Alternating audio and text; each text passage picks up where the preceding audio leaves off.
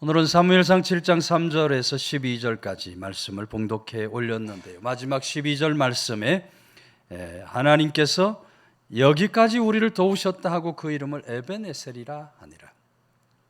역시 블레셋과의 전투에서 하나님께서 승리를 주신, 여기까지 도우심으로 승리의 역사를 베풀어 주신 이 장면의 말씀, 오늘 우리가 이 주어진 세상을 이기고 승리하며 살아가는 길이 어디 있겠는가, 오늘 주시는 하나님의 말씀을 듣게 되는데요. 3절 4절은 사무엘이 이스라엘 온 족속에게 말하여 이르되 만일 너희가 전심으로 여호와께 돌아오려거든 이방 신들과 아스다롯을 너희 중에서 제거하고 너희 마음을 여호와께로 향하여 그만을 섬기라. 그리하면 너희를 블레셋 사람의 손에서 건져내시리라. 이스라엘 자손이 바알들과 아스라롯을 제거하고 여호와만 섬겼다. 여러분, 사무엘이 이스라엘이 왜 이 전쟁에서 이기지 못하고 패배를 당할 수밖에 없었는가, 그 이유를 본문에서 아주 명확하게 이야기해 주고 있습니다.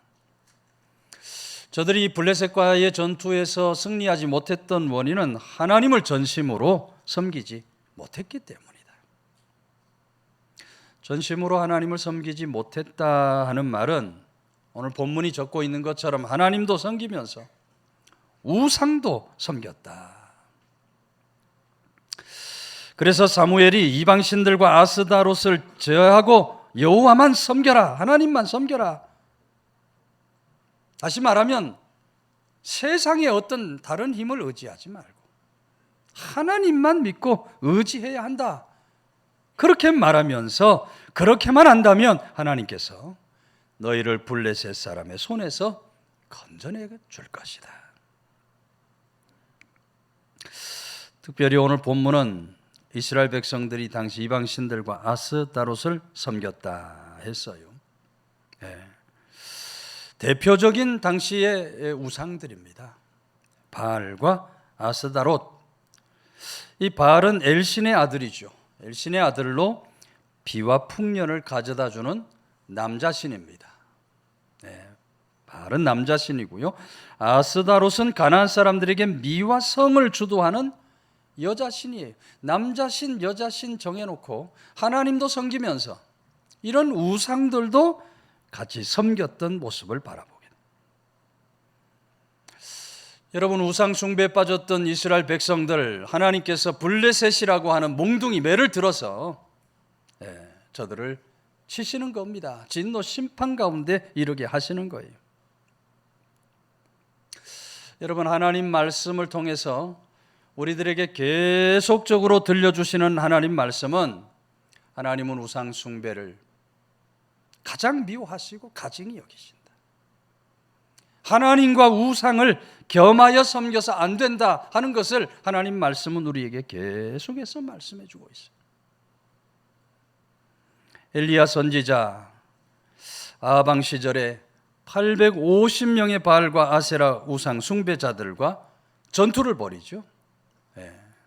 누가 하늘에서 불을 내려서 제단의 제물을 태울까? 그때 여러분, 엘리야가 이스라엘 백성들을 다 불러 모아놓고 열왕기상 18장 21절에 너희가 어느 때까지 둘 사이에서 머뭇하려느냐? 여호와가 만일 하나님이시면 그를 따르고 바알이 만일 하나님이시면 그를 따를지어다 하니 백성이 한마디도 대답하지 아니하는지라. 여전히 머뭇하고 있는 그런 이스라엘 백성들, 하나님과 우상을 겸하여 섬기니 하나님께서 그런 이스라엘 백성들에게 진노와 심판을 쏟으셨다. 사사기를 통해서, 사무엘상하 열왕기를 통해서 여러분, 이스라엘 백성들이 하나님 진노와 심판을 받았던 가장 중요한 이유는 바로 우상 숭배에 있어요. 하나님과 더불어 우상을 숭배했던 저들은 모두 다 하나님의 진노와 심판을 면할 수 없었다. 그래서 여러분, 우상은 우리에게 어떤 유익도 승리도 가져다 주지 못합니다. 우상은 절대로 우리에게 복을 내릴 수가 없어요. 복을 줄 수가 없어요. 태평양의 어느 작은 섬에 가면 볼기 맞는 신이 있다 그럽니다. 신인데 볼기를 맞는 신이에요. 선 사람들이 바다에 고기 잡으러 나갈 때, 산에 사냥 나갈 때 그 신전에 들어가서 기도를 드려요. 제가 지금 바다 나가는데 풍랑 잔잔케 해주셔서 고기 많이 잡게 해주세요. 제가 산에 올라가 사냥을 하게 되는데 사냥감 많이 잡히게 해주세요. 기도를 하고 사냥을 나가요. 나가서 고기 많이 잡거나 사냥 많이 해서 오면 신전에 와서 감사 제물을 드립니다. 그런데 풍랑 만나서 고기를 못 잡거나 사냥 나갔다가 맹수 만나서 죽을 고비 넘기고 돌아오면 신전에 들어가서 그 신을 엎어놓고 볼기를 두들겨 패는 겁니다. 야, 이 못된 신아, 내가 바다 나갔는데 왜 풍랑을 일으키고 내가 산에 사냥 갔는데 왜 맹수를 보냈느냐, 그것도 못 막아? 그러면서 볼기를 사정없이 내리친다. 이 볼기 맞는 신이에요. 여러분, 우상은 우리에게 복을 가져다 주지 못하는 줄로 믿으시기를 바랍니다. 세상의 어떤 우상도 우리에게 유익을 줄 수가 없어요.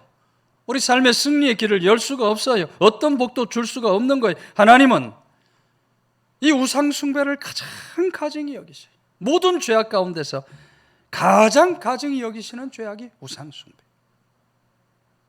철저하게 성도는 우상을 배격하고 물리치며 살아갈 수 있어야 돼요. 우리 주님께서 뭐라고 말씀하십니까? 하나님과 재물을 겸하여 섬길 수 없다고 말합니다. 하나님과 재물을 겸하여 섬길 수 없다. 오늘 많은 사람들이 하나님과 재물을 겸해서 섬겨요. 믿는다고 하면서도 하나님과 재물을 겸하여 섬겨요. 하나님을 하나님으로 믿고 살아야 하는데 하나님을 축복의 수단으로 믿어요. 내가 하나님 이렇게 헌신하고 충성하고 열심히 신앙생활하는데 복 주셔야지. 축복의 수단으로 하나님을 믿어요. 열심히 와서 신앙생활했는데 복을 안 줘. 문제 해결을 안 해줘. 어떻게 그럴 수 있느냐고 떠나는 사람도 있어요. 네. 실제로 그런 분 제가 몇 년 전에 보면서 참 얼마나 마음이 아팠는지 몰라요. 아무리 기도해도 목사님 응답이 안 돼요. 몇 번 나한테 그러더니 교회를 떠나고 믿음을 떠나버려요. 하나님을 축복의 수단으로 우상 숭배하듯이 하나님을 섬기는 사람들이 얼마나 많은지 몰라요. 한 발은 교회에다가 집어넣고 한 발은 세상에다 집어넣고 신앙생활을 해요. 하나님께서 내 삶의 주인 되시고 책임져 주실 것을 믿는다 말은 그렇게 하지만 막상 어려운 일을 만나면 하나님 믿지 못하고 세상적인 방법을 찾아요. 말은 하나님께 다 맡깁니다. 하나님 맡아 주옵소서 해놓고 돌아서서 온갖 염려 걱정을 혼자 다 하고 살아요. 얼마나 어리석고 악한 일입니까? 여러분, 하나님과 재물, 하나님과 세상, 하나님과 우상을 겸하여 섬겨서 안 될 줄로 믿으시기를 바랍니다. 결단이 있어야 돼요. 결단.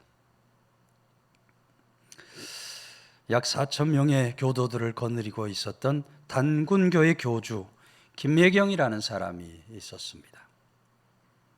근데 이 교주가 어느 날 무슨 일이 있었는지 그 단군신을 버리고 기독교 개정을 하겠다. 기독교로 개정하겠다. 그래서 종교계가 아주 큰 화제가 됐어요. 야, 단군교의 교주가 이제 예수님 믿고 믿음의 사람이 되겠다고 한다. 단군교 해체하는 선언 자리에서 김혜경이 이렇게 얘기해요. 나는 참신이신 하나님을 따르기로 결심했습니다. 그리고는 교주 자리를 박차고 나와서 곧장 신학교에 가서 여러분 목사가 되는 거예요. 김혜경이 목사가 돼요. 교주가 변하여 목사가 되는 거예요. 놀라운 결단이 아닐 수 없어요. 근데 여러분, 아이러니하게도 오늘 우리 믿음의 사람들도 그런 결단이 있어져야 한다는 것입니다. 우리 모두에게도 이런 결단이 있어야 돼요. 우리가 구체적으로 어떤 우상 앞에 절하지 않지만 우상같이 섬기는 것들이 얼마나 많은지 몰라요. 어떤 사람은 남편이 우상이에요. 어떤 사람은 아내가 우상이에요. 어떤 사람은 자식이 우상이에요. 하나님 다른 거는 다 해도 우리 자식은 안 됩니다. 자식이 우상이 돼버렸어요. 세상의 돈이나 명예나 권세 같은 것 하나님보다 더 사랑한다면 그 모든 것이 다 우리 삶의 우상이 되고 마는 거예요. 우상을 따르고 섬기는 것은 여러분 블레셋을 부르는 것이고 전쟁을 부르는 것이 되고 마는 거예요. 오늘 우리 모두 날마다 우리 삶의 우상이 무엇인가? 우상을 배격하고 우상을 물리치고 우상을 뿌리 뽑는 그런 믿음의 사람. 그래서 우리 믿음도 세상도 에베네셀의 하나님으로 승리하며 사는 성도들이 다 되시기를 주의 이름으로 축원해 드립니다. 5절과 6절은 사무엘이 이르되 온 이스라엘은 미스바로 모이라. 내가 너희를 위하여 여호와께 기도하리라 하며 그들이 미스바에 모여 물을 길어 여호와 앞에 붓고 그날 종일 금식하고 거기에서 이르되 우리가 여호와께 범죄하였나이다 하니 사무엘이 미스바에서 이스라엘 자손을 다스리니. 여러분 우상 버리고 하나님만 섬기겠다고 하는 사람들에게 나타나는 특징이 있는데 뭐냐? 바로 기도다 말하고 있어요. 우상 숭배를 버리니까 저들이 하나님 앞에 나가서 전심으로 기도하기 시작합니다. 여러분 오늘 우리 믿음의 사람들, 하나님의 자녀된 우리들에게 하나님이 주신 권세가 있는데 어려움이 생길 때마다 헤쳐나갈 수 있는 길, 바로 기도의 권세를 주신 줄로 믿으시기를 바랍니다. 우리 믿음의 사람들에게 주신 권세예요. 어떤 어려움, 어떤 문제를 만날지라도 하나님 앞에 기도 간구하면 하나님께서 이 모든 문제를 해결해 주시고 길이 열려지게 하시고 승리케 하시는 그런 좋으신 하나님이시다. 그래서 성도는 늘 드리는 얘기지만 기도를 깨우고 회복해야 돼요. 개인적으로도 기도를 회복해야 되지만 여러분 오늘 본문의 말씀을 보니까 합심하여 하는 기도가 얼마나 놀라운 역사로 나타나는가. 미스바에 다 모여서 저들이 합심하여 통에 자복하고 금식하고 하나님 앞에 기도하니까 놀라운 기적적인 승리의 역사가 일어나게 된 줄로 믿으시기를 바랍니다. 오늘과 에베네셀의 하나님을 누리고 살아가려면 기도하는 일에 힘써야 돼요. 날마다 기도를 깨우고 기도를 회복하는 믿음의 사람, 기도에 답이 있다. 기도에 답이 있다는 믿음을 가지고 살아갈 수 있어야 돼요. 여러분 전쟁이 일어나면 어떻게 해야 됩니까? 지금 이북이 자꾸 도발을 하고 있어요. 미사일도 자꾸 쏘아 올리고요. 세상에 초등학생이나 생각할 수 있는 그런 치졸한 방법으로 오물을 풍선에다 실어 날려보내고 있어요. 양평 땅에도 온 것 같아. 우리 집사님 중에 한 분이 비상이 걸려가지고 오늘 교회를 못 나오셨어요. 전쟁 일어나면 여러분 어떻게 해야 돼요? 제일 먼저 해야 할 일은 군사력을 강화시켜야 됩니다. 전쟁에 대비해서 우리나라 그래서 군사비로 엄청나게 투자하는 거죠. 전쟁에 앞서서 무기도 잘 갖춰야 돼요. 북한은 이미 핵을 소유하고 있다. 그래서 미국이 우리나라도 핵을 유치할 수 있도록 해야 되지 않나. 그런 소리가 나와요. 우리나라도 핵을 보유해야 되지 않나. 무기를 갖춰야 전쟁에서 승리할 수 있어요. 그리고 연합을 잘해야 돼요. 연합. 미군이 우리나라를 떠난다. 아마 우리나라 금방 적화될 수도 있을 겁니다. 미군이 그래도 든든히 받쳐주고 있기 때문에 우리가 이렇게 이 전쟁의 위기 속에서 든든하게 살 수가 있는 거예요. 여러분 이 사무엘이 지금 블레셋과의 전투를 앞두고 있는데 당시에 강대국으로 알려진 이 블레셋과의 전투에서 이 전쟁에 승리하려면 당연히 이런 것들을 해야 하는 거예요. 군사력도 강화하고 무기도 준비하고 이웃 나라와 전쟁에 연합하는 그런 방법을 찾아야 되는데 그런 것들을 하지 않고 뭐를 했다는 거예요? 하나님 앞에 나가 기도했다. 이런 인간적인 방법을 취하지 않고 하나님 앞에 나가서 금식하며 회개하며 기도하고 간구하니 하나님께서 우레를 바라셔서 저들을 어지럽히심으로 여러분 기적적인 승리의 역사를 허락해 주신 줄로 믿으시기를 바랍니다. 1989년 필리핀 마닐라에서 로잔2라는 복음주의 신학자들 회의가 열리게 됩니다. 이 회의에 당시 교회 성장학자로 알려졌던 피터 와그너 박사가 참석을 하게 돼요. 근데 이 회의에서 국가별로 회의가 잘 진행되고 있나, 그런 것을 알아보기 위해서 각 나라 회의실이 있어요. 나라마다 이 회의실이 있는데 그 회의실을 시찰하는 거죠. 살펴보는 책임을 맡은 사람이 있었어요. 이 사람이 피터 와그너 박사에게 와서 제가 각 나라별 그 회의실에 이렇게 들여다보니까 회의실들마다 좀 분위기가 다릅디다. 그 회의실마다 어떻더냐 하니까 미국 회의실은 흑인들이 백인들을 향해서 어떻게 그렇게 인종차별을 계속하느냐고 원망 불평을 늘어놓는 소리가 들리고, 일본 회의실에 들여다보니까 복음주의자들이 은사주의자들을 향해서 또 원망 불평을 늘어놓는 소리가 들리고, 독일 회의실에는 신학자들이 많다 보니까 저들끼리 서로 다투고 분쟁하며 원망 불평의 소리를 냅디다. 그런데 한국 회의실을 들여다보니 한국 회의실에서는 대표들이 모두 무릎을 꿇고 함께 합심하여 기도를 드리고 있었습니다. 피터 와그너가 그런 이야기를 기도하는 교회들만이 성장한다라는 자신의 책이에요. 자신의 책에서 이야기하면서 우리들은 모두 기도에 관해서 한국 사람들로부터 많은 것을 보고 배울 수 있었다라고 회고하며 적고 있는 것을 봅니다. 기도하고 간구하는 한국 교회, 당시에 놀라운 부흥과 성장의 역사가 일어날 수 있었던 거예요. 그런데 1997년 피터 와그너가 한국에 와서 세미나를 할 때 말이 달라집니다. 그는 1990년대 이후에 더 이상 성장하지 않는 한국 교회를 바라보면서 한국 교회의 자랑거리는 교회 성장, 구역 예배, 그리고 기도에 있었는데 지금도 뛰어나지만 그러나 최고는 아니다라고 평론을 했어요.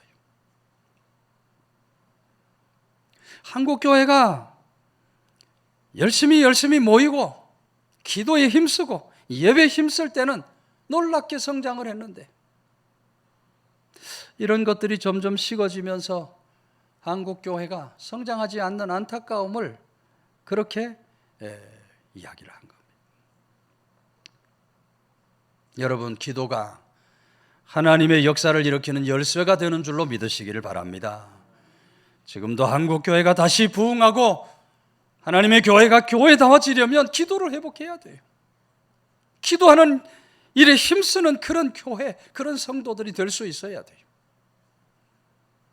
나 개인도 복 있는 삶을 살아가려면 기도를 회복해야 합니다. 하나님의 교회도 부흥 성장의 길을 걸어가려면 기도를 회복해야 돼요. 나라 민족도 하나님이 축복해 주시는 풍요로운 복된 나라가 되기 위해서는 기도 힘쓰는 나라 민족이 될 수 있어야 돼요. 무엇보다도 여러분, 합심하는 기도에 힘써야 할 줄로 믿으시기 바랍니다. 합심하여 기도하면 우리 앞에 모든 블레셋이 사라지지만 기도를 잃어버리면 우리 삶에 블레셋의 몽둥이가 닥쳐오게 되는 거예요. 요즘에 특별 새벽 기도회를 다시 하고 있습니다. 사순절에 이어서 40일간 신약성서를 통독하자. 25분 정도가 지금 매일같이 새벽에 나와요. 신약성서 입체적으로 읽어주는 신약성서를 지금 함께 읽어나가고 있어요. 우리 모두 새벽도 깨우고 기도도 깨우고 회복해서 이 영적 블레셋을 날마다 물리치며 에베네셀의 하나님으로 승리하는 길을 걸어가는 성도들 다 되시기를 주의 이름으로 축원해 드립니다. 9절과 10절 사무엘이 젖먹는 어린 양 하나를 가져다가 온전한 번제를 여호와께 드리고 이스라엘을 위하여 여호와께 부르짖음에 여호와께서 응답하셨더라. 사무엘이 번제를 드릴 때 블레셋 사람이 이스라엘과 싸우려고 가까이 오매 그날에 여호와께서 블레셋 사람에게 큰 우레를 발하여 그들을 어지럽게 하시니 그들이 이스라엘 앞에 패한지라. 여러분, 사무엘과 이스라엘이 무엇을 할 때 하나님께서 저들에게 역사를 주셨다는 거예요? 하나님 앞에 번제를 드릴 때. 번제를 드릴 때. 번제 어떤 제사라 그랬습니까? 번제는 짐승의 각을 뜹니다. 팔, 다리를 다 자르고요. 목도 자르고요. 배를 갈라서 내장도 다 끄집어내서 그걸 다 태워서 하나님 앞에 올리는 거예요. 네, 다 태워서 하나님 앞에 올리는 완전한 헌신, 온전한 예배, 그것이 바로 번제예요. 번제. 여러분, 우리가 하나님을 가까이 만나고 하나님으로부터 가장 빠르게 응답받을 수 있는 길은 바로 참된 헌신의 예배에 있는 줄로 믿으시길 바랍니다. 번제를 드릴 때 하나님께서 속한 응답을 허락해 주시는 거예요. 하나님 앞에 예배 드릴 때 여러분 아무 생각 없이 와가지고, 오늘도 그런 분이 있다면 회개하시고 지금부터라도 마음을 바로 잡으시. 아무 생각 없이 왔다가 예배 드리고 아무 생각 없이 가는 길은 어리석음이 절대로 있어서 안 돼. 한 번의 예배를 드려도, 한 번의 예배를 드려도 내 마음 정성, 몸과 마음을 다 모아서 하나님이 기뻐 받으시는 예배, 하나님이 기뻐 받으실 만한 그런 예배를 하나님께 드려야. 요한복음 4장 23절 하나님께 참되게 예배하는 자들은 영과 진리로 예배할 때가 오노니 곧 이때라. 아버지께서는 자기에게 이렇게 예배하는 자들을 찾으시느니라. 하나님은 영과 진리로 예배드리는 사람, 이런 사람을 찾으시고 이런 사람을 기뻐하시고 이런 사람에게 은혜와 축복을 부어주시는, 속한 응답을 주시는 그런 좋으신 하나님. 그래서 예배의 자리마다 우리는 우리 몸과 마음을 다하여서 정성을 모두 하나님 앞에 예배 드려야 할 줄로 믿으시기를 바랍니다. 어느 교회에서 부흥사경회가 열렸다 그래요. 강사 목사님 열심히 설교를 합니다.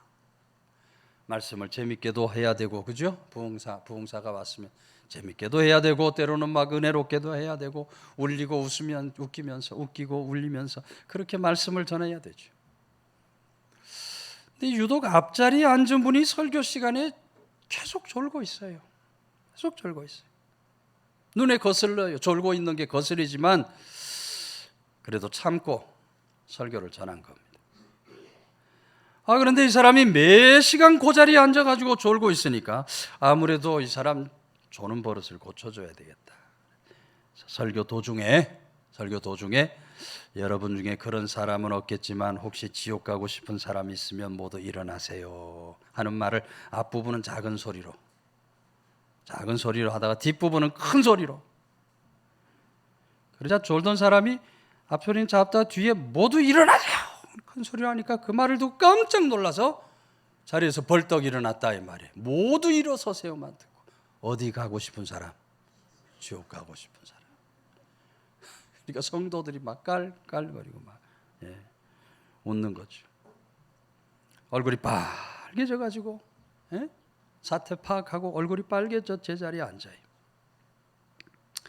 여러분, 그 일을 계기로 해서 이 사람이 잠자는 버릇, 조는 버릇을 싹 물리치게 된 줄로 믿으시기를 바랍니다. 여러분, 하나님 앞에 들려주시는 그 말씀을 들을 때, 하나님의 말씀을 들을 때 우리가 정말 집중해서 하나님 말씀을 잘 경청해야 돼요. 오늘 내게 주시는 하나님의 말씀으로 우리가 그 말씀에 집중해서 설교 시간에 말씀을 들을 수 있어야 돼요. 설교 들을 때만 그러면 됩니까? 안 되죠. 모든 예배의 시간이 그래야 돼요. 오늘도 우리 이호숙 장로님 기도 잘 해주셨습니다만, 장로님 기도할 때 그 기도를 저거 장로님 기도지 하면 안 돼요. 회중을 위해 기도할 때 그 기도를 나의 기도로 삼아서 나의 기도로 하나님 앞에 드릴 수 있는 그런 기도를 함께 할 수 있어야 돼요. 찬송을 불러도 마음과 정성을 모아서 찬송을 부를 수 있어야 돼요. 오늘 예배 전, 예배 후 찬송을 부릅니다만, 여러분 찬송이 뭐라 그랬어요? 찬송은 곡조 있는 말씀이고 곡조 있는 기도예요. 그래서 찬송을 하나님 말씀으로 기도로 바꾸어서 부르면 하나님의 임재가 체험이 되고, 이 찬송을 통해서 말할 수 없는 은혜를 받을 수 있게 돼요. 그래서 찬양 부르는 사람, 어떤 사람은 손을 들고 눈을 감고 감격해서, 어떤 사람은 눈물을 흘리면서 그 찬송을 나의 말씀으로, 나의 기도로 바꾸어 부르니 정말 은혜가 돼서 눈물이 흘러나오는 거예요.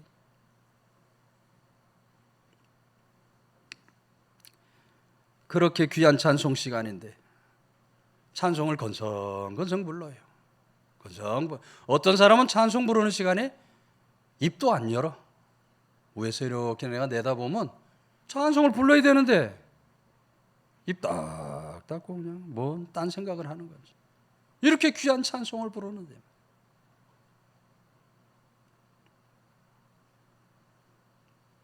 미국의 명문대학으로 알려진 프린스턴 신학교의 어느 교수님 이야기입니다. 신학학 교수인데 채플 시간에 이 교수님이 찬송을 잘 안 불러요.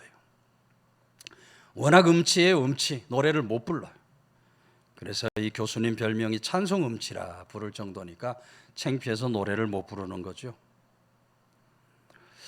그런데 어느 채플 시간인가부터 이 교수님이 막 틀리는 의미지만 음치지만 열심히 찬송을 부르고 뜨겁게 찬송을 부르는 겁니다. 학생들이 다 깜짝 놀라는 거죠. 찬송 안 부르는 좀, 아니 틀리는 가지고 저렇게 노래를 부르나 물어요. 아니 교수님 무슨 일이 있으셨습니까? 갑자기 찬송을 그렇게 뜨겁게 부르십니까? 하니까 교수님이 이런 얘기를 해요. 며칠 전에 밤에 잠을 자다 꿈을 꾸는데 꿈에 이 교수님 천국을 간 겁니다. 천국 문에 이르러서 문을 두드리니까 베드로 사도가 나와 누구냐고 물어요. 예, 저는 어려서부터 교회 다녔고 신학교 교수하다 왔습니다. 그러니까 베드로 사도가 무슨 장부 같은 걸 듣고 막 뒤지면서 하는 말이, 공부 많이 해서 아는 거는 많은데 찬미의 제사 올린 기록이 없네요. 천국은 지식 많은 신학 박사를 원하는 것이 아니라 찬송 열심히 부르는 성도를 원합니다. 다시 가서 찬송 많이 부르다 오시기 바랍니다. 문을 꽝 닫는데 꽝 닫는 소리에 놀래가지고 깨보니까 꿈이더라. 그 다음부터 이 교수님이 얼마나 열심히 찬송을 불렀겠어요. 그러니 틀리는 의미라도 뜨거운 마음을 가지고 하나님을 향해서 찬미의 제사를 드렸다. 찬미의 제사.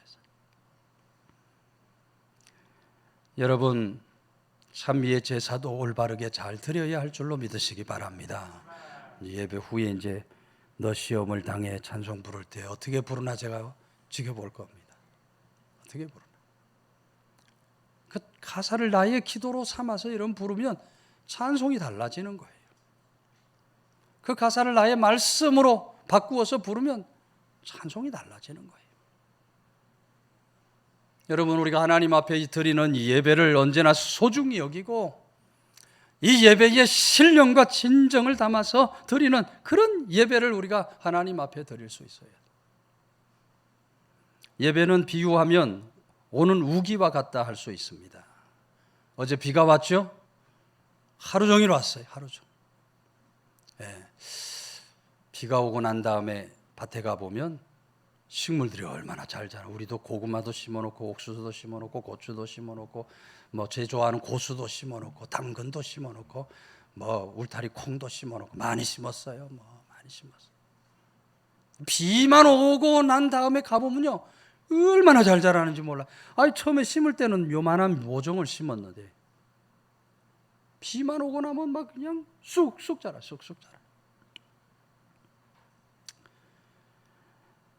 여러분, 그렇게 예배에 집중하면 우리 믿음도 그렇게 쑥쑥 자라는 거예요. 예배에 집중하면. 이 이 예배가 우기와 같아서 말이죠. 예배를 통해서 물을 먹고 마시면 우리 믿음이 쑥쑥 자라. 그러나 예배에 집중하지 않으면 우기가 아니라 건기를 맞게 되는 거예요. 영혼이 메마를 수밖에 없어요. 그러니 예수 믿으면서도 교회 다니면서도 목사님 칼급해요. 칼급하다고요. 건기니까. 갈급한 영혼이 있다면 예배를 집중하셔야 돼요. 예배 시간은 영혼의 배터리 충전하는 시간과 같아요. 예배 집중하면 늘 영적 충전이 돼서 강건한 삶을 살지만 예배 집중하지 못하면 영적 충전이 되지 못하니 곤고한 겁니다. 그래서 목사님 곤고합니다. 신앙생활하면서.